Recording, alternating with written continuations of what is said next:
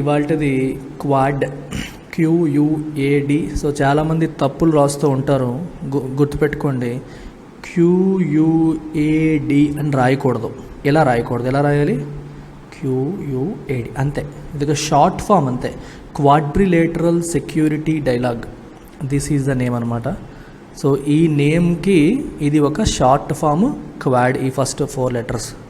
అదే క్యాపిటల్స్ రాశారనుకోండి, it looks like an acronym. Acronym అంటే Q stands for something, U stands for something అని వస్తుంది. ఎన్టీఆర్లో నందమూరి తారక రామారావు లాగా Q అంటే ఏంటి, U అంటే ఏంటి అనే మీనింగ్ వస్తుంది. సో అలా రాయకూడదు, QUAD విత్ Q క్యాపిటల్ రాయాలి. సో సెక్యూరిటీ ఇన్ ఫ్రెండ్షిప్ అనే టైటిల్తో వచ్చింది. ఇప్పుడు ఏ దేశాలు ఇందులో మెంబర్స్? US, UK ఉందా? లేదు. ఆస్ట్రేలియా ఉంది, జపాన్ అండ్ ఇండియా. సో ఈ 4 దేశాలు ఇందులో మెంబర్స్. 2007లో ప్రారంభమైంది. It's a security dialogue. It is a security dialogue అంటే ఇది ఒక ఆర్గనైజేషన్ కాదు, దీనికంటూ ఒక ఆర్గనైజేషనల్ స్ట్రక్చర్ ఉండదు. ఓన్లీ టాక్స్ మాత్రమే జరుగుతాయి, చర్చలు మాత్రమే. దీనికి క్వాడ్కి హెడ్ ఆఫీస్ ఎక్కడ, డైరెక్టర్ ఎవరు, ఇలా ఏం ఉండదు. So it is a security dialogue అంటే సెక్యూరిటీ ఆస్పెక్ట్స్ పైన వాళ్ళు డిస్కస్ చేసుకుంటారు. మ్యారిటైమ్ కోఆపరేషన్ అంటే సముద్ర జలాలు, దానికి సంబంధించిన ఆస్పెక్ట్స్లో కోఆపరేషన్ ఏంటి, ఈ రకరకాల అంశాల్లో ఈ 4 దేశాల్లో ఒకరితో ఒకరు ఎలా కోఆపరేట్ చేసుకోవాలి, ఇలాంటి ఆస్పెక్ట్స్ డిస్కస్ చేసుకునే ఒక ప్లాట్ఫామ్ ఇది. It doesn't have any structure అని అర్థం. The Quad can help reshape economic alliances and regional security architecture. Yes, economic alliancesని రీషేప్ చేయడానికి ఇది ఒక అవకాశాన్ని కల్పిస్తుంది. అలాగే రీజనల్ సెక్యూరిటీ ఆర్కిటెక్చర్ని కూడా రీషేప్ చేయడానికి. రీజనల్ అంటే ఇక్కడ ఇండో పసిఫిక్ రీజియన్ గురించి మాట్లాడుతున్నారు. ఇండో పసిఫిక్ రీజియన్లో చైనా యొక్క హెజిమోనీ అంటే ఆధిపత్యం, చైనా యొక్క ఆధిపత్యానికి గండి కొట్టాలి, దాన్ని కంట్రోల్ చేయాలి. చైనా ఏం చేస్తుందంటే ఆ సముద్ర జలాల్లో ఇంటర్నేషనల్ రూల్స్ని ఫాలో అవ్వకుండా వేరే వాళ్ళ టెరిటరీలోకి ఎంటర్ అయిపోతుంది, వేరే వాళ్ళ టెరిటరీని తన టెరిటరీలో ఉంటుంది, వేరే వాళ్ళ టెరిటరీలో నేవల్ ఎక్సర్సైజెస్ గట్రా చేస్తూ ఉంటుంది. దీన్నే మనం violating rule based international order అంటాం. There is something called UN clause, United Nations convention on law of seas అని చెప్పి ఒక కన్వెన్షన్ ఉందంటే రూల్స్ అనమాట. ఇలా అంటే సముద్ర జలాన్ని ఉపయోగించుకునే విషయంలో మనం ఈ రూల్ని ఫాలో అవ్వాలని చెప్పి దెర్ ఇస్ ఎ కన్వెన్షన్. కానీ చైనా చాలాసార్లు దాన్ని తొంగలో తొక్కుతుంటుంది, దాన్ని ఫాలో అవ్వదు. సో చైనా చేసే ఇలాంటి పనులకి కొంచెం కట్ చెప్పాలని చెప్పి ఈ 4 దేశాలు మేము కలిసి ఉన్నాము, మేము కలిపి ఉంటున్నామంటే ఇప్పుడు ఏమవుతుందంటే ఒక తప్పుడు మనిషి ఉన్నాడు, వాడికి ఎదురుగా ఇంకొక 4 చేతులు కలిపారు. ఈ 4 చేతులు కలిపితే ఏమవుతుంది, ఆ తప్పుడు మనిషికి భయం కలుగుతుంది. సో ఈ 4 దేశాలు కలిపి వస్తున్నాయి అనేసరికి చిన్న ఒక అడుగు వెనక్కి వేసే అవకాశం అనేది ఉంటుందన్నమాట. సో క్వాడ్ ఎప్పుడైతే స్టార్ట్ అయిందో అప్పటి నుంచే మలబార్ ఎక్సర్సైజ్ అని కూడా స్టార్ట్ చేశారు. మలబార్ ఎక్సర్సైజ్ ఇది annual naval exercise and especially ఈ 4 దేశాల నేవీస్ కలిసి చేసే జాయింట్ మిలిటరీ ఎక్సర్సైజ్ అనమాట ఇది. సో ఇది కూడా చేస్తూ ఉంటారు. అంటే it's like a show off strength. చూడండి మా 4 దేశాల నేవీస్ యొక్క బలం ఎలా ఉంటుంది, ఒకరితో ఒకరు కోఆపరేట్ చేసుకుంటారు, ఒకరి నుంచి ఒకరు బెస్ట్ ప్రాక్టీసెస్ తెలుసుకుంటారు, ఇవన్నీ కూడా జరుగుతూ ఉంటాయి. ఓకే, లేటెస్ట్ మలబార్ ఎక్సర్సైజ్ అనేది ఎప్పుడు జరిగింది మీరు కామెంట్ సెక్షన్లో పెడతారు. ఓకేనా, ఎప్పుడు లేటెస్ట్గా మలబార్ ఎక్సర్సైజ్ అనేది ఎప్పుడు జరిగిందని you will put it in the comment section. The recent summit meeting of the leaders of the quadrilateral security dialogue or Quad could not have come at a more critical juncture అంటే point of time in world politics. World పాలిటిక్స్లో perfect టైంలో ఈ summit అంటే శిఖరాగ్ర సమావేశం అంటే దేశాధినేతల మధ్యలో జరిగే మీటింగ్ని సమిట్ అంటారు. ఈ మీటింగ్ అనేది కరెక్ట్ టైంలో జరిగింది. Could not have come at a more critical junction, ఇంతకంటే కరెక్ట్ టైం ఇంకేమీ లేదు, కరెక్ట్ టైంకి అది జరిగింది అని చెప్పి అర్థం.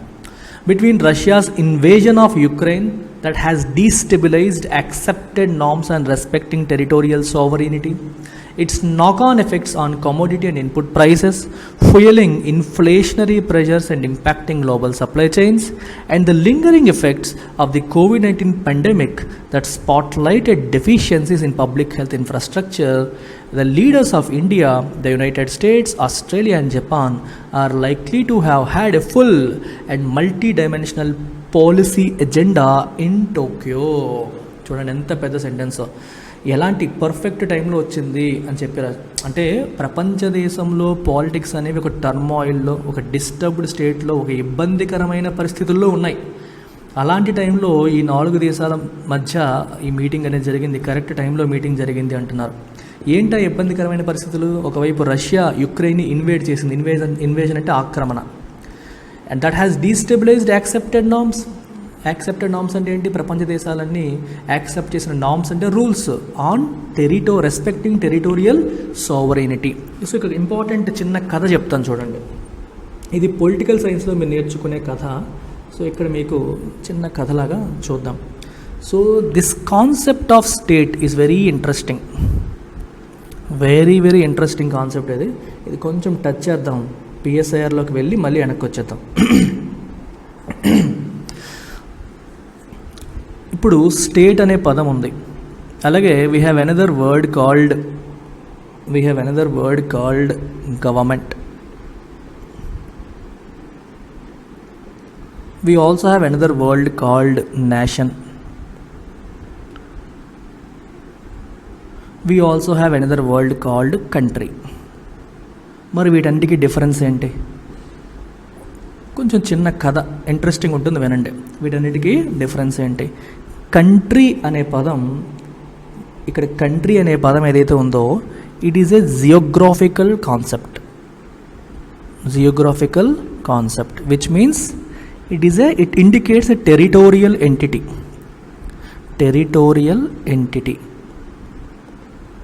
పొలిటికల్ సైన్స్లో కంట్రీ అంటే అర్థం ఏంటి? ఒక టెరిటోరియల్ ఎంటిటీ అని. అంటే ఇండియన్ కంట్రీ అన్నాం అనుకోండి, ఇట్ ఇండికేట్స్ మనం జాగ్రఫికల్గా ఇండియన్ మెన్షన్ చేసినట్టు అర్థం. అక్కడ కాశ్మీర్ నుంచి కన్యాకుమారి వరకు, ఇక్కడ లెఫ్ట్ నుంచి ఇక్కడ రైట్ వరకు, అంటే ఈస్ట్ నుంచి వెస్ట్ వరకు ఆ బౌండరీస్ గురించి మనం మాట్లాడుతున్నాం అనే మీనింగ్ వస్తుంది. When I talk about Indian nation, it is more to do with feeling, the connect that you have with the country. Nationalism, nation. నువ్వు యూఎస్లో ఉండొచ్చు, యూకేలో ఉండొచ్చు. ఐఎమ్ ఎన్ ఇండియన్ నేషనల్ అంటాం. I'm N Indian country citizen అన్నారు, I'm N Indian national అంటారు. It is more an emotional thing. Nation అనే పదం ఏంటి? ఎమోషనల్ ఆర్ ఫీలింగ్కి సంబంధించింది. And government is nothing but it is a representation of authority అంటే ఏంటి? మనకి legislature, executive, judiciary, all the functions, all the organs which perform certain functions which govern. And state అంటే ఏంటి? ఫైనల్గా ఈ స్టేట్ అంటే అర్థం ఏంటి? వెరీ వెరీ ఇంపార్టెంట్, అన్నిటికంటే మోస్ట్ ఇంపార్టెంట్ ఇక్కడ వస్తుంది మనకి. స్టేట్ అంటే ఏంటో ఒకసారి చూసేద్దాం. స్టేట్ అనే దానికి 4 ఫీచర్స్ ఉండాలి. ఈ 4 ఫీచర్స్ ఉంటేనే మనం దాన్ని మోడర్న్ స్టేట్ అని చెప్పి అంటాం. ఒకప్పుడు ఎలా ఉంటుందో కూడా చెప్తాను. మోడర్న్ స్టేట్కి ఏముంటాయి? 4 ఫీచర్స్ ఉంటాయి. కేర్ఫుల్గా వినాలి. మొదటిది వచ్చేసి ఏ డిఫైన్డ్ టెరిటరీ. అంటే ఒక డిఫైన్డ్ టెరిటరీ ఉండాలి. Only then it is called a state. అంటే ఇక్కడ నుంచి ఇక్కడ వరకు, ఇక్కడ నుంచి ఇక్కడ వరకు, ఈ ప్రాంతం నుంచి ఈ ప్రాంతం వరకు అని డిఫైన్ చేయాలి. రెండవది, ఆ టెరిటరీలో పాపులేషన్ ఉండాలి. ఓన్లీ కొండలు, గుట్టలు, చెరువులు, అడవులు ఉంటే దాన్ని స్టేట్ అనరు. జనాలు ఉండాలి. అంటే అడవులు ఎక్కువ ఉండి జనాలు తక్కువ ఉన్నా పర్లేదు, కానీ ప్రజలు నివసించి ఉండాలి. పూర్తిగా ప్రజలు లేకపోతే we don't call it a state. Third, it should have a government, which means ఒక ఫంక్షనింగ్ గవర్నమెంట్ ఉండాలి. Okay, government represents authority, legal authority అనమాట. లీగల్ అథారిటీ అర్థమైందా?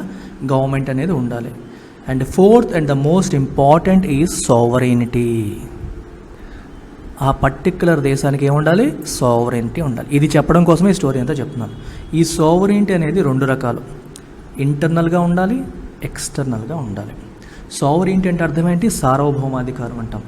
అంటే supreme decision making power. Sovereignty is nothing but supreme decision making power. అంటే మనకి నిర్ణయాధికారం ఉండాలి. అది internal అఫైర్స్లో కావచ్చు, ఎక్స్టర్నల్ అఫైర్స్లో కావచ్చు. ఇంటర్నల్ అంటే అర్థం ఏంటి? దేశానికి సంబంధించి మన దేశపు ఇంటర్నల్ అఫైర్స్లో వేరే వాళ్ళు తలదూర్చకూడదు, వేరే వాళ్ళు మనల్ని ఫోర్స్ చేయకూడదు. మన దేశానికి సంబంధించిన ఏ నిర్ణయం అయినా సరే మనమే తీసుకోగలిగే అధికారం మనకి ఉండాలి. ఇండియా మనకి జనవరి 26 చూశారు కదా, జనవరి 26, 1950 అప్పుడు ఇండియాని రిపబ్లిక్గా ప్రకటించడం జరిగింది. రిపబ్లిక్ డే అంటాం. So Indian constitution came in to effect from that day. అందులో ప్రియాంబుల్లో సావరీన్గా ఇండియా తనను తాను డిక్లేర్ చేసుకుంది. అంటే ఇండియా పైన ఇంకెవరూ లేరు. అప్పటి వరకు ఇండియా వాజ్ ఎ బ్రిటిష్ డొమినియన్గా ఉండింది.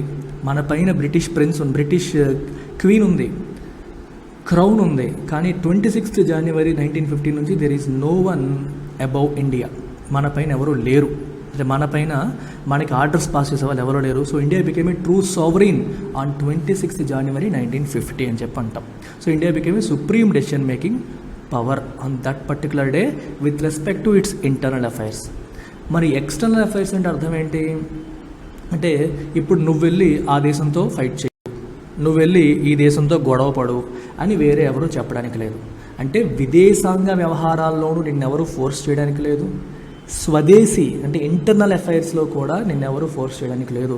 అంటే ఇండియా ఎవరితో ఫ్రెండ్షిప్ చేయాలి, ఎవరితో ట్రేడ్ చేయాలి, ఎవరితో రిలేషన్ మెయింటైన్ చేయాలి అనేది బయట వాళ్ళు డిక్టేట్ చేయకూడదు. అది external. India with in India A policies అనుసరించాలి అనేది కూడా బయట వాళ్ళు డిక్టేట్ చేయకూడదు. That is internal. మీకు అర్థమైందా?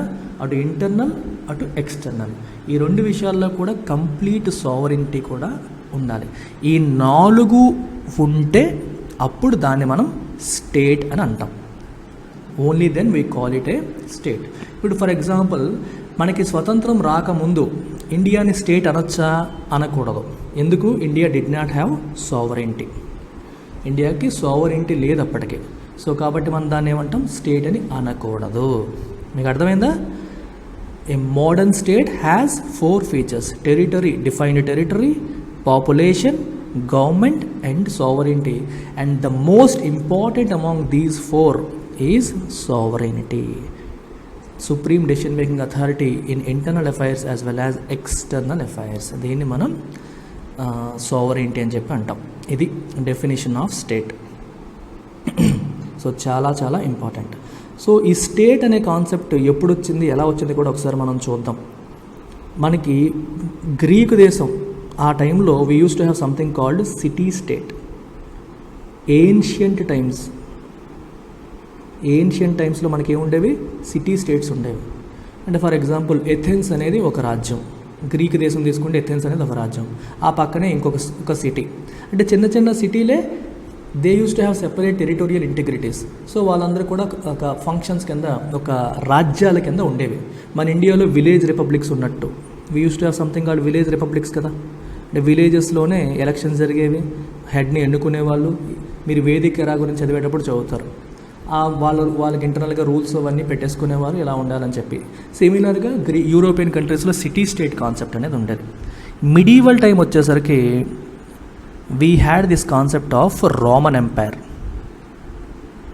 అంటే చిన్న చిన్న సిటీ స్టేట్స్ అన్నీ కలిసిపోయి ఒక పెద్ద రోమన్ ఎంపైర్గా మారింది.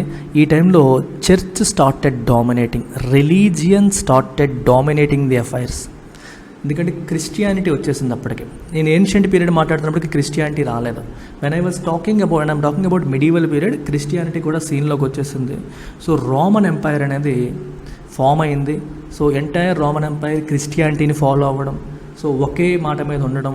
ఇన్ఫ్యాక్ట్ చర్చ్ అనేది స్టేట్ అఫైర్స్లో ఇంటర్ఫియర్ అవ్వడం, ఇట్లాంటివన్నీ జరుగుతూ ఉండేవి మిడీవల్ పీరియడ్లో. ఈ రోమన్ ఎంపైర్లో ఈ మళ్ళీ రకరకాల సిటీ స్టేట్స్ అన్ని కలిపి రోమన్ ఎంపైర్ అయింది కదా. మళ్ళీ కాకపోతే ఇంటర్నల్ కాన్ఫ్లిక్ట్స్ అనేవి ఆగలేదు. ఇంటర్నల్ కాన్ఫ్లిక్ట్స్ అనేవి వస్తూనే ఉన్నాయి. ఎప్పటికప్పుడే వితిన్ రోమన్ ఎంపైర్ కొట్టుకోవడాలు, గొడవలు ఆడుకోవడాలు, ఫైట్లు ఇవన్నీ జరుగుతూ ఉన్నాయి. అందుకని 1648లో మోడర్న్ పీరియడ్లో 1648లో ట్రీటీ ఆఫ్ వెస్ట్ఫాలియా అని చెప్పి సైన్ చేశారు. ట్రీటీ ఆఫ్ వెస్ట్ఫాలియా దీన్ని సైన్ చేయడం జరిగింది.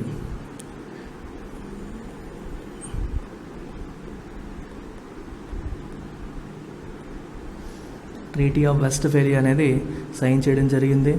దీనివల్ల 80 years వారు స్పెయిన్కి, డచ్కి, జర్మన్కి, ఈ దేశాల మధ్యలో విపరీతంగా వారులు జరుగుతూ ఉండేవి. అవన్నీ కూడా చివరికి ఎండ్ అయ్యి they came out with the concept of nation state. అప్పుడు నేషన్ స్టేట్ అనే కాన్సెప్ట్ వచ్చింది. ఈ నేషన్ స్టేట్ అంటే అర్థం ఏంటి?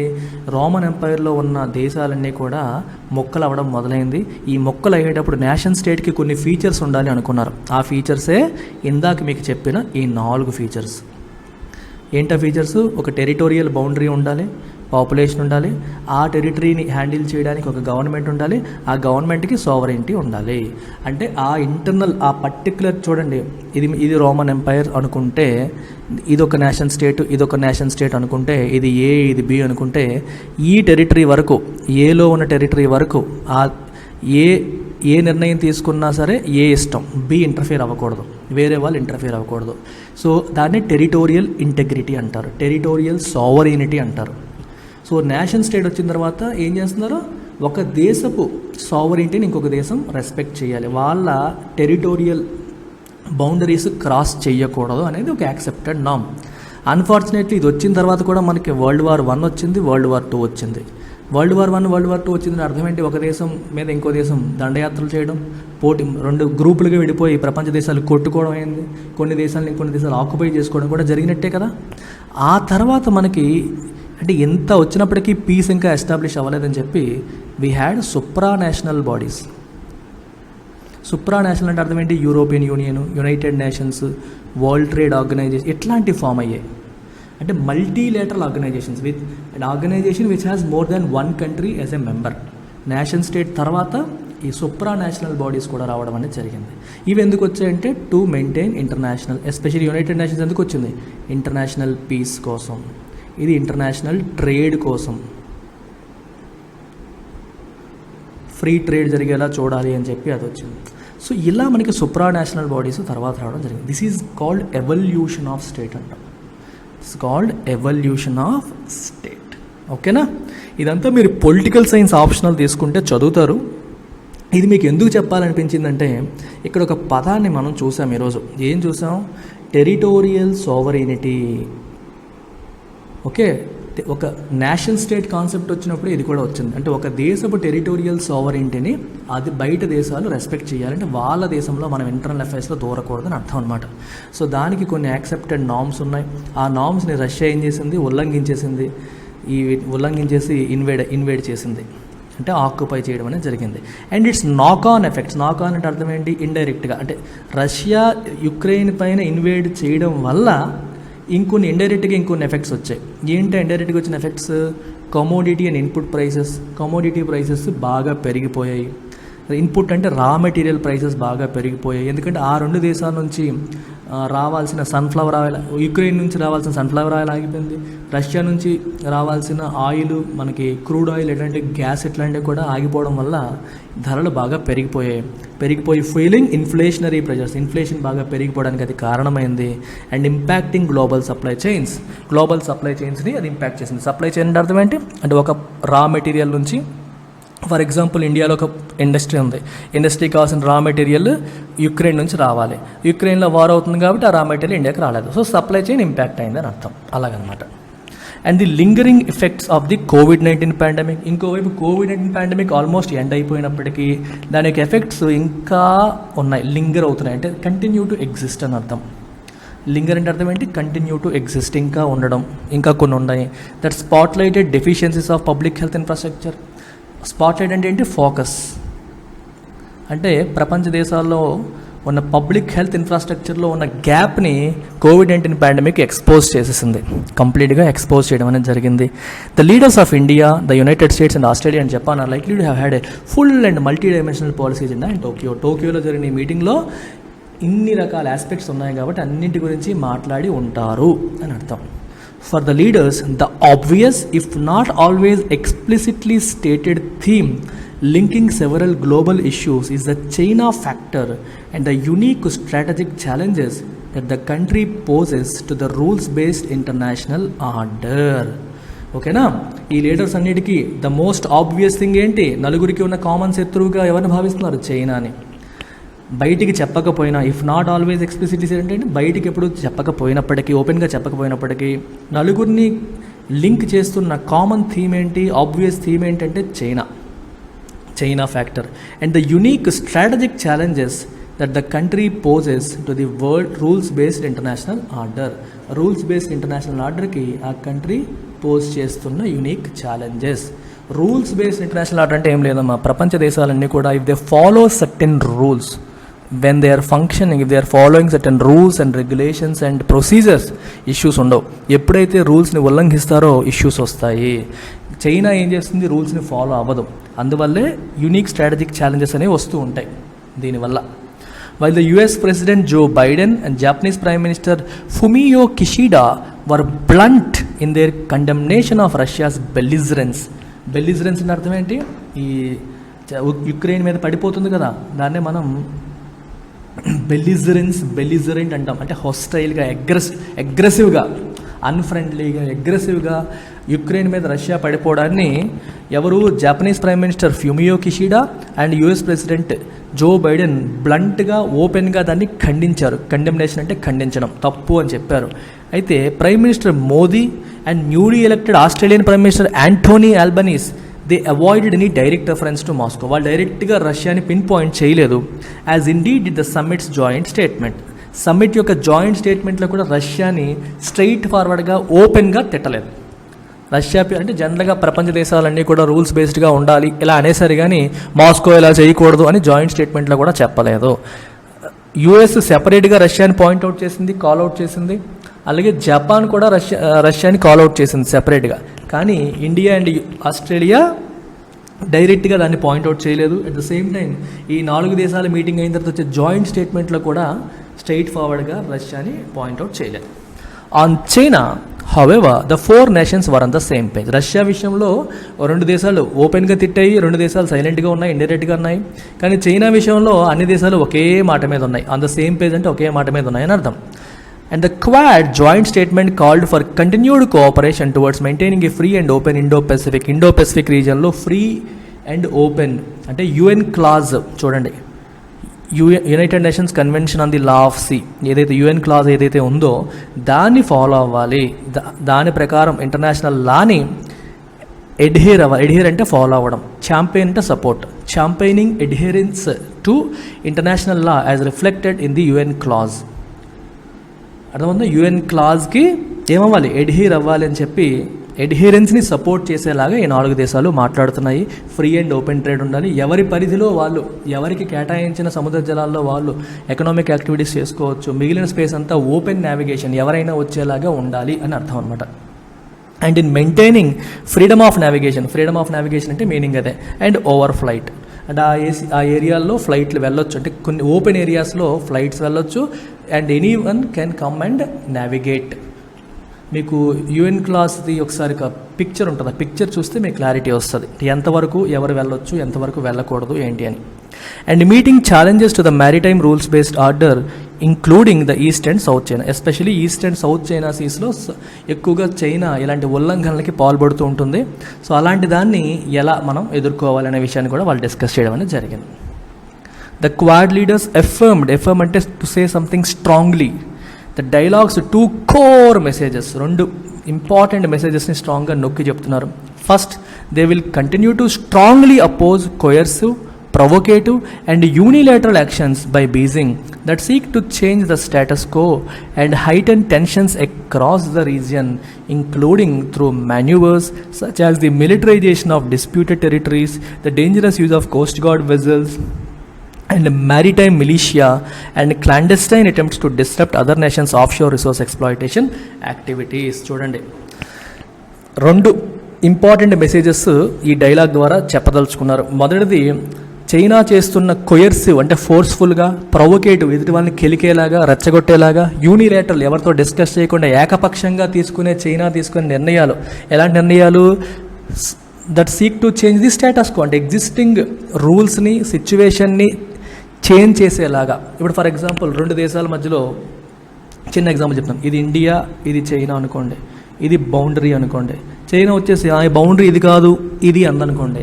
So it is trying to change the status quo, అప్పటికున్న పరిస్థితిని మార్చే ప్రయత్నాలు చేయడం అలాగనమాట. ఇట్లాంటి పనులు ఏవైనా చైనా చేసినప్పుడు, and height and tensions across the region, రీజన్స్లో టెన్షన్స్ పెరిగేలా చేసే పనులు చేస్తూ ఉంటుంది. ఇంక్లూడింగ్ ఎలా చేస్తుంది? Through manoeuvres such as militarisation of disputed టెరిటరీలో మిలిటరీని మోహరించడం. మిలిటరైజేషన్ అంటే ఎక్కువ మంది మిలిటరీ పీపుల్ అక్కడ మోహరించడం. డిస్ప్యూటెడ్ టెరిటరీ వాళ్ళదా మందా తెలియదు, డిస్ప్యూట్ ఉంది, అలాంటి దాంట్లో ఎక్కువ మంది మిలిటరీని మోహరించడం. Dangerous use of coast guard vessels. Vessel అంటే 2-3 మీనింగ్స్ ఉన్నాయి. ఒకటి, పెద్ద షిప్ని కూడా వెజల్ అంటారు. ఒక మనిషి, ఒక పర్టికులర్ పనికి అపాయింట్ చేసిన మనిషిని కూడా వెజల్ అంటారు. సో వెజల్కి మనిషి అనే మీనింగ్ కూడా ఉంది. A person appointed for a specific purpose. So coast గార్డ్గా అపాయింట్ చేయబడ్డ వెజల్స్ అలా తీసుకోవచ్చు మనం. ఓకే, కోస్ట్ గార్డ్ అంటే అర్థం ఏంటి? కోస్టల్ ఏరియాలో మ్యారిటైమ్ సెక్యూరిటీ కోసం ఏర్పాటు చేయబడ్డ పీపుల్ని మ్యారిటైమ్ మిలిషియా అంటే ఈ మిలిటరీ ఫోర్స్ ఏదైతే ఉందో వీళ్ళందరినీ డేంజరస్గా యూజ్ చేస్తూ ఉంటుంది. అంటే ఎదురు దేశాలను కెలికేలాగా యూజ్ చేస్తూ ఉంటుంది. క్లాండెస్టైన్ అంటే సీక్రెట్గా, కనిపించకుండా. Attempts to disrupt other nations of sure resource exploitation activities. వివిధ దేశాలు రిసోర్స్ ఎక్స్ప్లాయిటేషన్ అంటే సముద్ర జలాల్లో ఉండే రిసోర్సెస్ని ఎక్స్ప్లాయిట్ చేయడానికి, అంటే ఆయిల్ని వెలికి తీయడానికి కావచ్చు, చేపలకు సంబంధించి కావచ్చు, రకరకాల ఎక్స్ప్లాయిటేషన్ యాక్టివిటీస్ చేస్తాయి. వాటిని డిస్రప్ట్ చేయడానికి కూడా చైనా సీక్రెట్గా రకరకాల పనులు చేస్తూ ఉంటుంది. సో వీటన్నింటినీ కూడా స్ట్రాంగ్గా అపోజ్ చేయాలి అని చెప్పి నిర్ణయించుకున్నారు ఎప్పట్లాగే. To this end military coordination between the dialogue members will continue to provide strategic depth to the mission, including notably the annual Malabar exercise. మీకు చెప్పాను, ఇది ప్రతి సంవత్సరం జరుగుతుంటుంది. 4 దేశాల నేవీల మధ్యలో ఈ యాన్యువల్ మలబార్ ఎక్సర్సైజ్ జరుగుతుంది. అందుకనే సముద్ర జలాల్లో చైనా చేస్తున్న ఈ పనులన్నింటినీ మనం అపోజ్ చేయాలి, చెక్ పెట్టాలి అనే ఉద్దేశంతో ఈ 4 దేశాలు యాన్యువల్ మలబార్ ఎక్సైజ్ అనేవి కంటిన్యూ చేస్తున్నాయి. అది కంటిన్యూ చేస్తామని కూడా డిసైడ్ అయ్యారు. The second message seeks to leverage dialogue member resources in vaccine delivery, climate action, supply chain resilience, disaster response, cyber security, infrastructure and economic cooperation. అంటే ఇప్పుడు ఈ డైలాగ్కి 2 ఆస్పెక్ట్స్. మొదటి మెసేజ్ అంతా కూడా చైనా ఓరియంటెడ్. రెండోది global issues like vaccine delivery విషయంలో కావచ్చు, climate యాక్షన్లో కావచ్చు, supply chain resilience. Supply chain చెప్పాను కదా, ఒక చోట నుంచి మనకి రా మెటీరియల్ రాకపోతే ఇంకొకళ్ళు అందించేలాగా, ఒకరికొకరు సపోర్ట్ చేసుకునేలాగా. డిజాస్టర్ రెస్పాన్స్, డిజాస్టర్ వచ్చినప్పుడు ఎలా తేరుకోవాలి ఏంటి అనే విషయంలో. సైబర్ సెక్యూరిటీ, మీకు తెలిసిందే సైబర్ సెక్యూరిటీ. ఇన్ఫ్రాస్ట్రక్చర్ విషయంలో అంటే హ్యాకింగ్ ఇట్లాంటివి జరగకుండా ఎలా మనల్ని మనం కాపాడుకోవాలి, ఇలాంటి ఆస్పెక్ట్స్. అండ్ ఎకనామిక్ ఆస్పెక్ట్స్లో కోఆపరేషన్. ఇది సెకండ్ ఆస్పెక్ట్. సో ఇది సెకండ్ మెసేజ్ అనమాట. Even though Beijing may consider the Quad to be an Asian NATO. Beijing ఏముంటుందంటే క్వాడ్ని ఏషియన్ నేటో ఉంటుంది. యూరోపియన్ కంట్రీస్ అన్నీ కూడా నేటో మెంబర్స్ చాలా వరకు. ఈ బీజింగ్ ఏముంటుందంటే ఇది ఏషియాలో అమెరికా ఫామ్ చేస్తున్న ఒక నేటో, ఇది వీళ్ళందరూ ఒక గ్రూప్గా వచ్చి పడిపోతూ ఉంటారు అని చెప్పి బీజింగ్ దాన్ని అంటూ ఉంటుంది. The dialogue can be about much more than a strategic push back on China's hegemonic intentions. Okay, అంటే చైనా యొక్క హెజిమోనిక్ ఇంటెన్షన్ అంటే అర్థం ఏంటి? ఆధిపత్యపు ధోరణి, ఆధిపత్యపు ఇంటెన్షన్, ఉద్దేశం. హెజిమోని అంటే ఆధిపత్యం. ఈ ఏషియా రీజియన్ పైన కంప్లీట్గా నాదే ఆధిపత్యం ఉండాలనే చైనా ఉద్దేశాలకి చెక్ పెట్టాలనేది వచ్చింది అని చెప్పి చైనా అంటుంది. కానీ it can be much more than a strategic push back. అంటే ఓన్లీ దానికోసమే కాదు, దానికంటే ఇంకా చాలా చెయ్యొచ్చు ఈ 4 దేశాలు కలవడం వల్ల అని అర్థం. మచ్ మోర్ అంటే మీనింగ్ అది. At a time when the liberal consensus on globalization has anyway run its course and across the Indo-Pacific there is post-pandemic a strong appetite for deepening regional cooperation for trade and investment. Very, very important. Chudandi, there is a strong appetite post-pandemic is for deepening regional cooperation for trade and investment. Chudandi, liberal consensus on globalization has anyway run its course. Run its course అంటే మొత్తం అయిపోయింది, అంటే దాని పని అయిపోయింది. It has completed it's natural course అని అర్థం. Globalisation అనేది ఉండాలా ఉండకూడదా? ఈ గ్లోబలైజేషన్ గురించి కూడా కొంచెం చూద్దాం. What is globalisation? గ్లోబలైజేషన్ అనే పదం మనం వింటూ ఉంటాం కదా, అంటే అర్థం ఏంటి? It is simply A borderless world, global village, ఇలాంటి పదాలు మనం వింటూ ఉంటాం. అంటే ఇది ఇండియా అనుకోండి, ఇది యూఎస్ అనుకోండి. యూఎస్లో ఏదైనా ఒక వస్తువు ప్రొడ్యూస్ అయింది, they should be able to sell it in India. ఇండియాలో ఏదైనా వస్తువు ప్రొడ్యూస్ అయింది, India should be able to sell it in US. US యొక్క కల్చర్ ఇండియా ఫాలో అవుతుంది. ఇండియా యొక్క చీరకట్టు, శారీ గట్రా యూఎస్లో ఉన్న వాళ్ళు ఫాలో అవుతున్నారు. అంటే కల్చరల్ ఎక్స్చేంజెస్ జరుగుతున్నాయి, వస్తువులు ఎక్స్చేంజ్ అవుతున్నాయి, ఇంపోర్ట్లు అవుతున్నాయి, ఎక్స్పోర్ట్స్ అవుతున్నాయి. ఇండియన్స్ వెళ్ళి యూఎస్లో పనిచేస్తున్నారు, యూఎస్ వెళ్ళి ఇండియాలో పనిచేస్తున్నారు. ఇక్కడ ఏమవుతుంది, ఇండియాకి యూఎస్కి మధ్యలో ఉన్న బార్డర్స్ అనేవి చెరిగిపోతున్నాయి. మన వాళ్ళు అక్కడ పని చేసుకోవచ్చు, అక్కడ వాళ్ళు ఇక్కడ పని చేసుకోవచ్చు. అక్కడ అలవాట్లు మనం తెచ్చుకోవచ్చు, అక్కడ కేఎఫ్సి, అక్కడ మెక్డొనాల్డ్స్ మన దగ్గరికి వస్తాయి. మన దగ్గర ఉన్న ఇడ్లీ సాంబార్ అమెరికాకి వెళ్తున్నాయి. అంటే ఫుడ్ హ్యాబిట్స్ ఎక్స్చేంజ్ అవుతున్నాయి, ట్రేడ్ అవుతుంది, వస్తువులు సేవలు ఎక్స్చేంజ్ అవుతున్నాయి, మనుషులు వెళ్తున్నారు. All this is globalisation. అంటే మొత్తం దేశాలు మధ్య బార్డర్స్ అనేవి చెరిగిపోయి అన్నీ ఒక గ్లోబల్ విలేజ్ లాగా బార్డర్లెస్ వరల్డ్గా మారిపోవడానికి గ్లోబలైజేషన్ అంటాం. గ్లోబలైజేషన్కి ఇనీషియల్గా కొన్ని దేశాలు యాక్సెప్ట్ చేయలేదు. అయితే over a period of time consensus అంటే ఏకాభిప్రాయం వచ్చింది. ఆల్మోస్ట్ అన్ని దేశాలు కూడా మెల్లగా గ్లోబలైజేషన్ని యాక్సెప్ట్ చేసేసాయి. హ్యాస్ రన్ ఇట్స్ కోర్స్ అంటే అర్థం ఏంటి, ఆల్మోస్ట్ అన్ని దేశాలు కూడా గ్లోబలైజేషన్ అనేది మంచికే అని నిర్ణయించేసుకున్నాయి, డిసైడ్ అయిపోయాయి అని అర్థం అనమాట. And across the Indo Pacific there is a strong appetite అంటే కోరిక for deepening regional cooperation for trade and investment. Trade అంటే ఎక్స్పోర్ట్స్ అండ్ ఇంపోర్ట్స్, ఇన్వెస్ట్మెంట్ పెట్టుబడులు. ఇండో-పెసిఫిక్ రీజియన్లో ఈ 4 దేశాల మధ్యలో ఈ ట్రేడ్ అండ్ ఇన్వెస్ట్మెంట్కి స్ట్రాంగ్ ఎపిటైట్ అనేది ఉంది, అంటే కోరిక ఉంది, చాలా అవకాశం ఉంది, కోరిక ఉంది. పోస్ట్ పాండమిక్ తర్వాత కూడా కొత్త ఆపర్చునిటీస్ కూడా వచ్చాయి. చూడండి, ఇంతవరకు చైనా మీద ఎక్కువగా డిపెండ్ అయ్యేవారు ఇప్పుడు సేమ్ ఇండియా ప్రొడ్యూసెస్ ఇండియా దగ్గర తీసుకోవడానికి కూడా ఆస్ట్రేలియా, ఎస్పెషల్లీ యూఎస్ రెడీగా ఉన్నాయి. మ్యానుఫ్యాక్చరింగ్ అనేది ఇండియా నుంచి జరిగింది అనుకోండి, they are ready to buy things from India. So ఇండియాలో పెట్టుబడులు పెట్టడానికి కూడా కంపెనీస్ ముందుకు వస్తున్నాయి. చూడండి, యాపిల్ చూస్తే మీకు ఇండియాలో కూడా ప్రొడక్షన్ స్టార్ట్ చేసింది. యాపిల్ ఎక్కువగా చైనా నుంచే చేసేది, ఇప్పుడు ఇండియాలో కూడా యాపిల్ ఐఫోన్స్ అనేవి ప్రొడ్యూస్ అవుతున్నాయి. ఇలా ఇన్ దిస్ కాంటెక్స్ట్, ఈ సందర్భంలో the quad is in pole position, అంటే ప్రైమ్ పోల్ పొజిషన్ అంటే మోస్ట్ ఇంపార్టెంట్ అడ్వాంటేజెస్ పొజిషన్లో ఉంది to shape economic alliances and regional security architecture towards a new world order based on national interest and realpolitik. ఇక realpolitik అనే పదం వచ్చింది, చాలా important. Realpolitik అంటే based on realism, based on practical considerations. అంటే 2 దేశాల మధ్య చాణక్య నీతి అనమాట. 2 దేశాల మధ్య రిలేషన్స్ అనేవి ప్రాక్టికల్ కన్సిడరేషన్, అంటే ఎవరితో మనకి ఉంటే మన దేశానికి ఉపయోగపడుతుంది, నేషనల్ ఇంట్రెస్ట్. అంటే నా దేశానికి ఎవరితో ఫ్రెండ్షిప్ చేస్తే ఉపయోగపడుతుంది, ఎవరితో రిలేషన్ మెయింటైన్ చేస్తే ఉపయోగపడుతుంది, సిచ్యువేషన్కి తగ్గట్టుగా, అప్పటి పరిస్థితికి తగ్గట్టుగా రిలేషన్స్ ఏర్పాటు చేసుకుంటే దాన్ని రియల్ పాలిటిక్ అంటాం. చాణక్యుడు చెప్పింది అదే. Okay, there are no permanent enemies and permanent friends in international relations అంటాడు.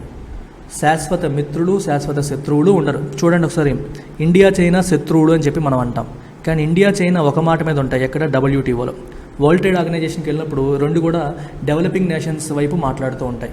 అమెరికా, ఈ డెవలప్డ్ కంట్రీస్ అన్నీ కూడా వాళ్ళకు అనుకూలంగా పాలసీస్ పెట్టేసుకుంటూ ఉంటారు. సో వాటిని ఇండియా చైనా కలిపి వ్యతిరేకిస్తూ ఉంటాయి. అదే యునైటెడ్ నేషన్స్కి వచ్చాయనుకోండి, ఇండియా చైనా శత్రువులు అయిపోతారు, ఇండియా యుఎస్ కలుస్తూ ఉంటాయి. వేరే ఆస్పెక్ట్లో ఇండియా యుఎస్ ఫ్రెండ్స్, చైనా మనకి శత్రువు అయిపోతూ ఉంటుంది. కానీ WTOకి వచ్చేసరికి ఇండియా చైనా ఫ్రెండ్స్ అయిపోతున్నారు. అందుకే no permanent friends and no permanent enemies. Then what is permanent? Only permanent interests. Permanent interests అంటే అర్థం ఏంటి? ప్రయోజనాలు, నీ దేశ ప్రయోజనాలు, నేషనల్ ఇంట్రెస్ట్. ఇంట్రెస్ట్ అంటే ఇంట్రెస్ట్ అని కాదు, ఇంట్రెస్ట్ అంటే వడ్డీ అని కాదు, ఇంట్రెస్ట్ అంటే నాకు ఇంట్రెస్ట్ ఉందని కాదు. నేషనల్ ఇంట్రెస్ట్ అంటే దేశ ప్రయోజనాలు అని అర్థం. ఓన్లీ పర్మనెంట్ ఇంట్రెస్ట్లు మాత్రమే ఉంటాయి, పర్మనెంట్ ఎనిమీస్, పర్మనెంట్ ఫ్రెండ్స్ ఉండరు అని అర్థం. అంటే నీ దేశ ప్రయోజనాలే నీకు ముఖ్యం, అదే పర్మనెంట్. దానికోసం నువ్వు అవసరమైతే శత్రువుతో కూడా చెయ్యి కలుపు అనే సిద్ధాంతం చాణక్యుడు చెప్పిన నీతి. ఎవరు పర్మనెంట్ శత్రువు కాదు అని చెప్పిన నీతి. ఇది మనం పొలిటికల్ సైన్స్లో చదువుతాము, పబ్లిక్ అడ్మినిస్ట్రేషన్లో కూడా చాణక్య గురించి చదవడం అనేది జరుగుతుంది. ఈ 2 ఆప్షన్స్లో కూడా వస్తుంది. సో ఈ నేషనల్ ఇంట్రెస్ట్ని బేస్ చేసుకుని రియల్ పాలిటిక్, మన ప్రాక్టికల్ కన్సిడరేషన్స్ని చూడండి. ఈ నలుగురు ఎందుకు చేతులు కలిపారు? అందరికీ చైనా అంటే పడదు కాబట్టి. సో ప్రాక్టికల్గా అది వర్కౌట్ అవుతుంది వాళ్ళకి. సో చైనా యొక్క హెజిమోనీని తగ్గించాలంటే చైనాకి బలం ఏంటి? మ్యానుఫ్యాక్చరింగ్. సో చైనా దగ్గర కొనుగోలు తగ్గించాలంటే probably there should be an alternative. Maybe India can be that alternative. If India produces so many goods from Indian soil, probably China మీద డిపెండెన్స్ తగ్గే అవకాశం ఉంటుంది, చైనా యొక్క ఆధిపత్యానికి గండి కొట్టే అవకాశం ఉంటుంది, సప్లై చైన్ రెసిలియన్స్ బిల్డ్ చేసే అవకాశం ఉంటుంది. సో ఇలా అన్నమాట. సో కొత్త ఎకనామిక్ అలయన్సెస్ షేప్ చేసుకోవడానికి క్వాడ్ అనేది ఒక పోల్ పొజిషన్లో ఉంది. ఈ ఫ్రెండ్షిప్ని ఉపయోగించుకొని వీళ్ళు కొత్త ఎకనామిక్ అలయన్సెస్ని బిల్డ్ చేసే అవకాశం అనేది ఉంది అని చెప్పి చెప్తున్నారు. So this is all about today's editorial. So international relations సంబంధించిన ఎడిటోరియల్స్ కొంచెం కాంప్లికేటెడ్గా ఉంటాయి. సో అందుకే మీకు కొంచెం సబ్జెక్ట్ కూడా నేర్పించడానికి ట్రై చేశాను. ఇవాళ పొలిటికల్ సైన్స్ కాన్సెప్ట్స్ కొన్ని నేర్చుకున్నాం, అండ్ లాస్ట్లో చాణక్య నీతి కూడా ఇదంతా పబ్ యాడ్లో మనం చదువుతాం. పర్మనెంట్ ఫ్రెండ్స్, పర్మనెంట్ ఇంట్రెస్ట్స్ ఇవన్నీ కూడా పబ్లిక్ అడ్మినిస్ట్రేషన్లో చదువుతాం. సో ఆ రెండు నేను హ్యాండిల్ చేస్తాను కాబట్టి I just try to cover those things as well. Take care, bye bye.